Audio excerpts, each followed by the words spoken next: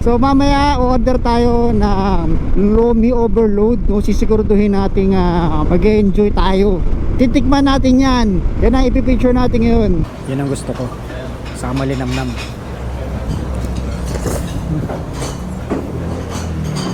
Yung siomai niya malinamnam. Nakatuwa rito tong lumpia. Talagang malasa. Busin natin.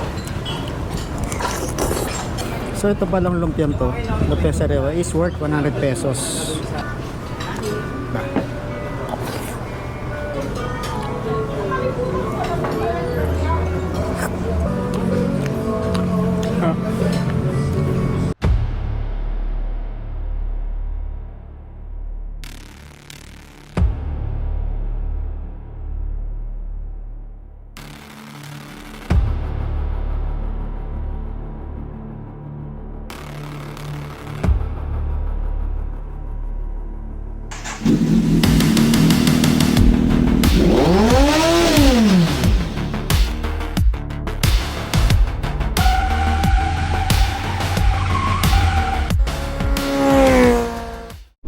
Magandang umaga mga kaibigan. Nagbabalik po yung lingkod, Dan Can Ride. At ngayong araw nandito tayo ngayon sa Tagaytay. Nandito tayo sa Tagaytay, alam nyo bakit? Kasi pupunta tayo na Batangas. Dahil gusto natin puntahan yung sikat na kainan ng lomi doon. Yung napakasarap na lomi. Mura na, masarap pa, hindi pa tinipid yung mga rekado niya. Samahan nyo ako, puntahan natin tong sikat na lumihaan dito sa may Batangas City, no? Pababa na tayo galing Tagaytay. Dito tayo sa papuntang Lemery. Ito yung mga twisties. Mag-iingat tayo rito kasi maliit yung kalsada, tapos dami pa mga likuan. Boss, pabili sa yung malaki. Ha? Yung ano lang, 35 na. Huwag na po. Okay na yun, ha? Nini ko lang dyan. Sige tayo.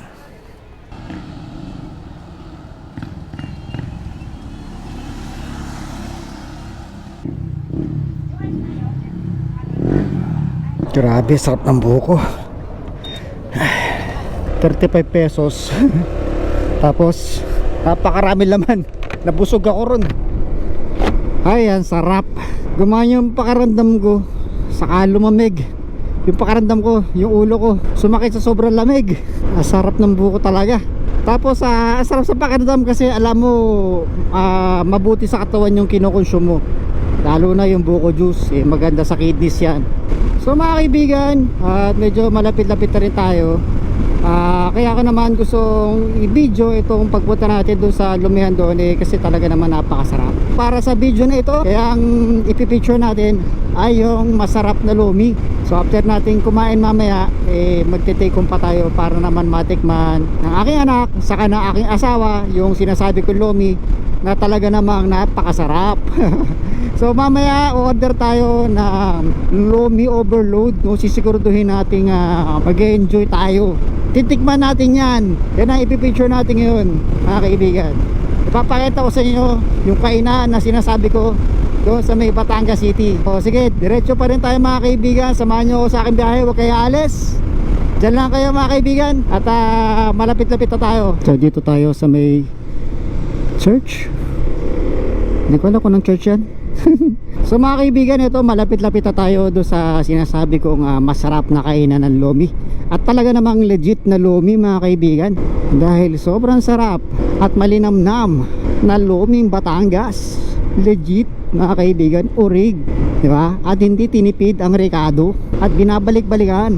Tuwing pupunta ako ng Batangas kasi hindi ko pinapalagpas to, tas nagte-take out ako para may ibang makatikim. Ito mga kaibigan, banda rito lang yan, malapit sa may dulo ng Star Toll. Hinahanap ko lang pero alam ko meron silang malaking parking. Georgians, yan.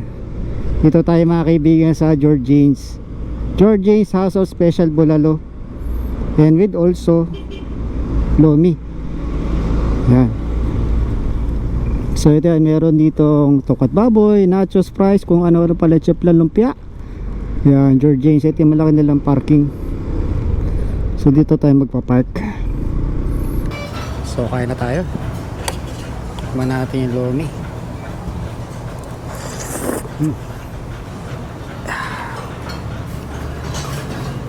Charon.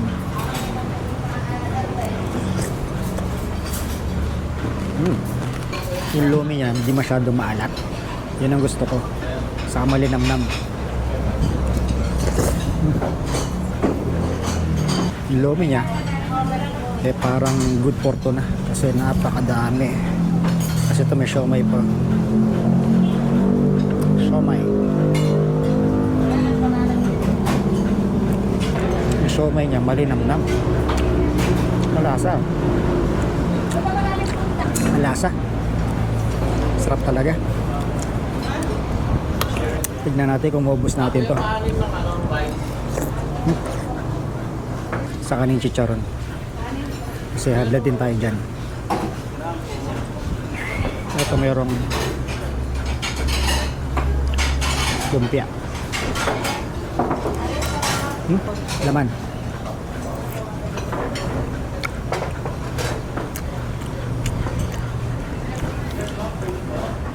Parang embutido o morcon.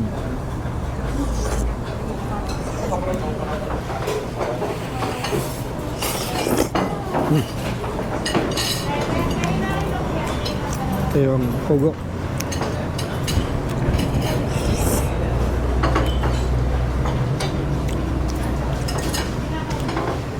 Busin natin to.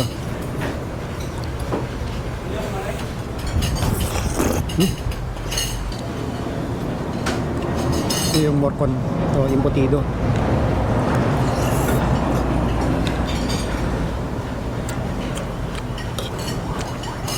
Panalo sa lasa kasi talaga malasa lahat. Yung lumpia, embutido, at malasa. Saka yung siomay. Saka siomay.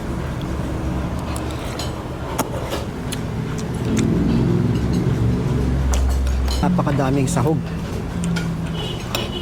Hindi ko alam kung maubos ko to. Kasi napaka laman.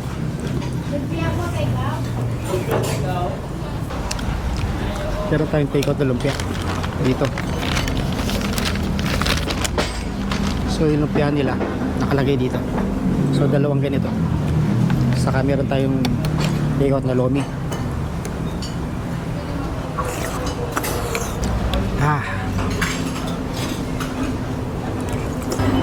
Yung lomi natin. Nakatuwa rito tong lumpia. Talagang malasa. Alam mo yung lumpiang lutong bahay.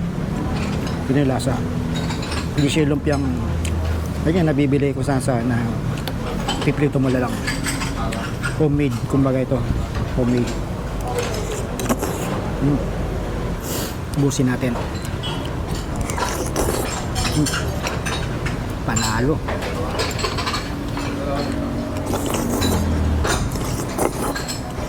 Saka yung Mickey niya, yung noodles niya, hindi gano'n nakakasawa. Kasi diba, mayroong mga noodles ng lomi na yung nabibili lang kung saan. Kung saan sa mga palengke. Alam mo yung lasa, diba?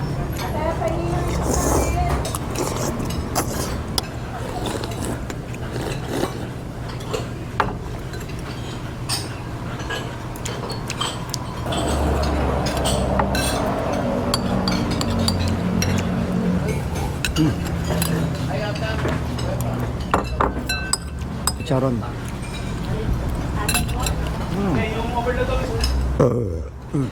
Yun. Sa panchicharon. Panalo. Sobrang sarap. Naman tayo sa lumpia. Pakita ko sa inyo. Siyempre, lumpia. Lagyan natin ang sauce. Diba? Yo. Saucy. Iwain natin. So ito palang lumpiang to, lumpia sariwa is worth 100 pesos dito sa Georgines. Yan, di mawala yung may gulay syempre. Palagi tayong order ng may gulay.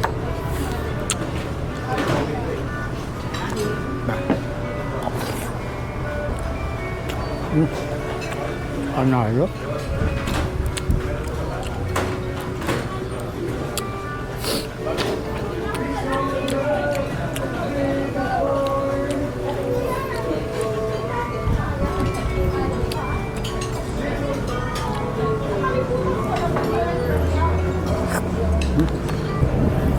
Ito giniling naman eh. Giniling naman eh. Kasi may mga gulay. Yung sauce nila hindi ganong tanis. Yan ang gusto ko. Carrots. Ubod ba to? Busog na ako. Sarap na, healthy pa.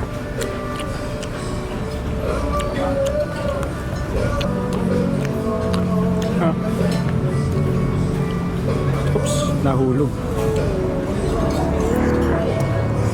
Tikman natin yung sauce.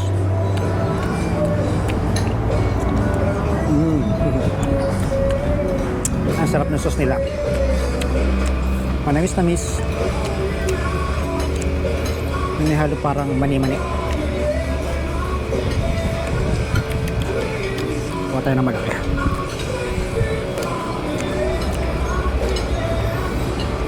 May gulay. May lettuce.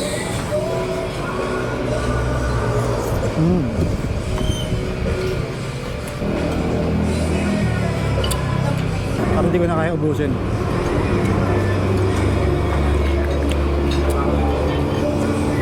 Nagpapawisan ako sa sobrang init.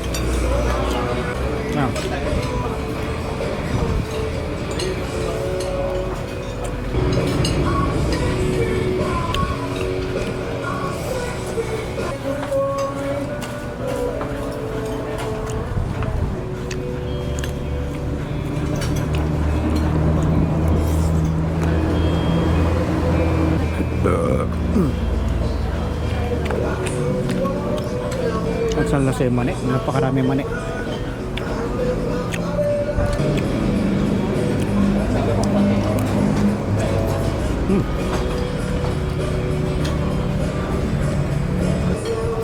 Hindi ko nakain. Grabe. Yung special lomi 100 pesos, jumbo lomi 120 pesos, overdose lomi 200 pesos, tapos yung grande lomi 400 pesos, tapos yung lumpia sariwa is 100 pesos ang isa. Napatay tubig.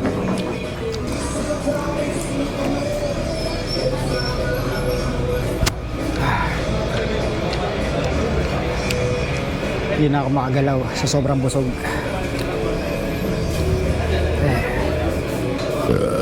Oh yeah.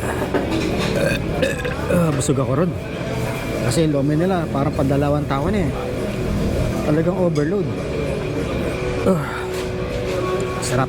Hindi ako inaalata na yun ang tipo.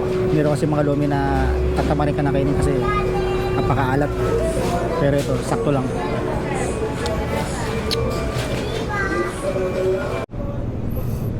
So tara, let's na mga kaibigan. Kasi natin baka mahulog tong cellphone natin. So tara, let's. Oops, may meron palang ano, may palang bato.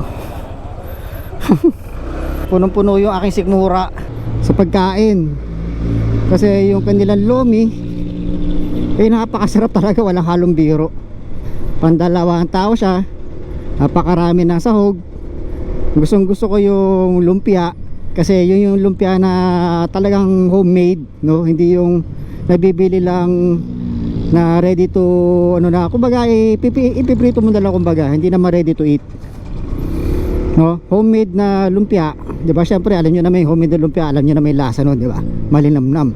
Tapos yung kanilang murkon na tinatawag dito sa Batangas o embutido, sa Manila kung tawagin, talagang malasa, no? Hindi siya yung parang puro Hindi siya puro puro harina. Talagang malinamnam. At yung kanilang itlog yun, merong syempre may itlog ng pugo. Ano pa ba? Siomay. Siomay talagang ay naka, talagang malinamnam at napakalaman. Hindi siya puro harina, no. Mararamdaman mo na, malalasa mo naman eh. Mararamdaman ng mga ngipin mo yun pag kinagat mo. Kung talagang malinamnam o malaman, walang halong harina. Kaya malalaman mo kung meaty talaga. At yung sabaw niya malapot at hindi maalat, tapos malinamnam, diba? Sa kanya-kanyang noodles o yung Mickey ko ba kung tawagin, hindi yung parang nabibili lang sa mga pale-palengke. Alam mo yung kulay dilaw, no? Kakaiba yung Mickey niya, no? Hindi ko alam kung anong Mickey ginamit nila, kung homemade ba yun o binili lang nila sa palengke. Pero para sa akin, ako yung nag-enjoy. Yun ang mahalaga, mga kaibigan. At ito, diretso pa rin tayo, mga kaibigan. Napakahangin, napakainit at the same time. Yung sigmura ko punong-puno ng lomi saka saka lumpia sariwa. Yung lumpia sariwa naman nila napaka-loaded. Crunchy. Puro mani. Yung mani na hindi parang alam mo yung sogo na mani o happy peanut, hindi. Yung mani na parang yung homemade din, pinirito sa alaan, tama na. Tapos napaka-sarap talaga ng lumpia sariwa. Kaso nabusog ako masyado. Ina-expect kong lumpia sariwa nila maliit lamang. Kumaga parang isang rolyo. Hindi, ang dating kasi parang dalawang rolyo na naka-flat siya, nakadapa siya, no? Parang isiniksik, pinagkasya doon sa sa lalagyan niya. Tapos pero pang binigay sa akin na napakadaming sauce, no? Sauce niya manamis-tamis, malinamnam, malapot. Sarap pang merienda. Kaso nabusog ako masyado. Pinilit kong ubusin yung lomi. Ay. Tara ba to? Kaya kailangan matunaw natin tong kinain natin. Kasi nagigilty na naman ako.